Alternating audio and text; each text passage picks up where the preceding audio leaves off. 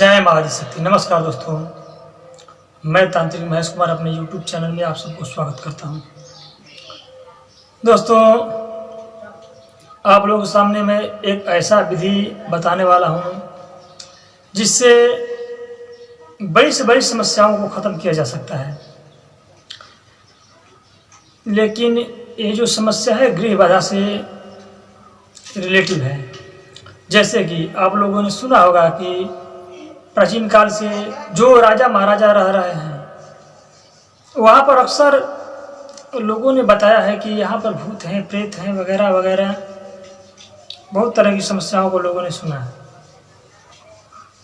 लेकिन आजकल क्या हो रहा है, वहाँ पर बड़े बड़े होटल लोग बना रहे हैं, बड़े बड़े अपना स्मारक नया तरीके से बनाकर तोड़ फोड़ करके बना दे रहे हैं और उन लोगों को कोई भी किसी प्रकार का परेशानी नहीं होता है।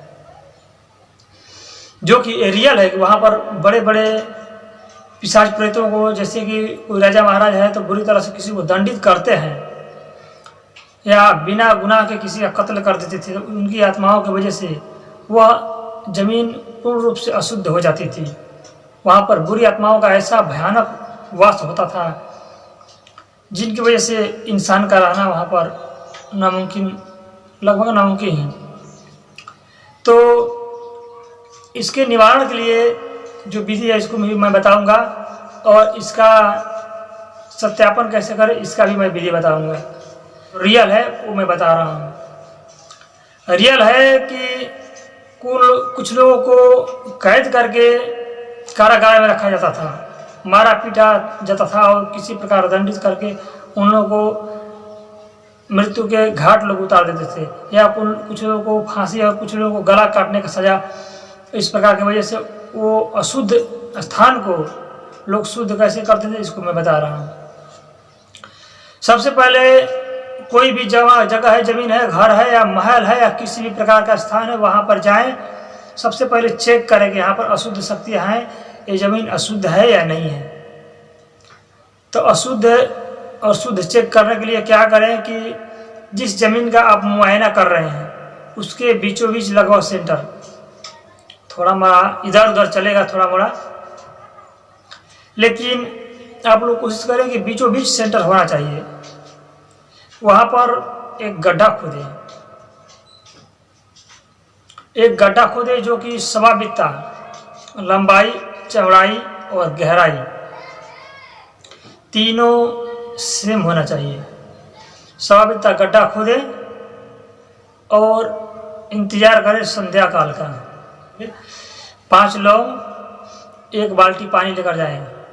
हो सके तो बड़ा बाल्टी ले लें, बड़ा बाल्टी में पानी अच्छा खासा होना चाहिए। जाएं शाम के वक्त, सूर्यास्त के वक्त, वहाँ पर उस जो गड्ढा मारे हैं 1.25 बित्ता लंबाई और चौड़ाई का, उस गड्ढे में पूरे पानी को भर डालें। लेकिन बड़ा बाल्टी लेकर जाना चाहिए, क्योंकि पानी जितना आपका ज़मीन का सतह है ऊपरी छोर, उस ऊपरी छोर के लेवल में पानी भरना है। आप कोई भी स्थान को चेक कर सकते हैं, ऐसा नहीं कि किसी का खंडर महल है और किसी राजा का हिमाल, अपना नॉर्मल स्थान है उसको भी चेक कर सकते हैं। बिल्कुल अपने ज़मीन के ऊपरी भाग का सेंटर में पानी भर दें। बस गड्ढे से पानी बाहर नहीं, इतना नहीं डालना है, लेकिन सेंटर में आ जाना चाहिए। पानी डालने के बाद 5 लौंग उसमें डाल दें। 5 लौंग का कुछ नियम विधि इस प्रकार है, आप लोग समझ लें।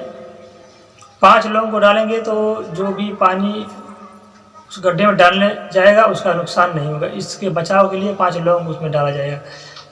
पानी गड्ढे में भरने के बाद 5 लौंग उसमें डालें, डालकर वहाँ से चले जाएं। या आपका घर है, आपका स्थान ही है, तो आप घर में सो जाएं जाकर निश्चिंत होगा, क्योंकि अब 5 लौंग डाले हैं तो कोई परेशानी की बात नहीं है। अब क्या करना है, सूर्योदय का, सुबह का इंतजार करना है। जब भी सुबह होता है, जो कि 12 घंटे बाद सुबह हो जाएंगे, उस समय आप गड्ढे में जाकर ध्यान से देखें। जिस बात को मैं बता रहा हूँ उसको एक बार ध्यान से सुने, बिना दिमाग इधर उधर किए हुए। गड्ढे के पास जाकर ध्यान दें कि उसमें पानी है या नहीं। अगर गड्ढे में थोड़ा भी पानी बचता है तो आपको यह समझ लेना चाहिए कि उस जमीन के अंदर कोई भी दोष नहीं है, कोई भी भूत प्रेत नेगेटिव शक्ति अंदर नहीं दबा हुआ है। अगर थोड़ा भी पानी बचता है तो, और पानी नहीं बचता है तो उस जमीन को अपने हाथों से टटोल कर देखें। जो निचली भाग है उस गड्ढे का, जिसे पेंदी बोलते हैं, गड्ढे का पेंदी में हाथ लगाकर टटोल कर देखें मिट्टी गीला है या नहीं। अगर गीला है तो आपके हाथों में लग रहा है या नहीं। अगर आपके हाथों में लग रहा है चिपचिपा, तो उससे यह पता किया जा सकता है कि थोड़ा मोड़ा हाथों में मिट्टी लग रहा है, चिपचिपा लग रहा है, इसका मतलब कोई छोटी मोटी शक्ति उस जमीन के आसपास या अंदर है।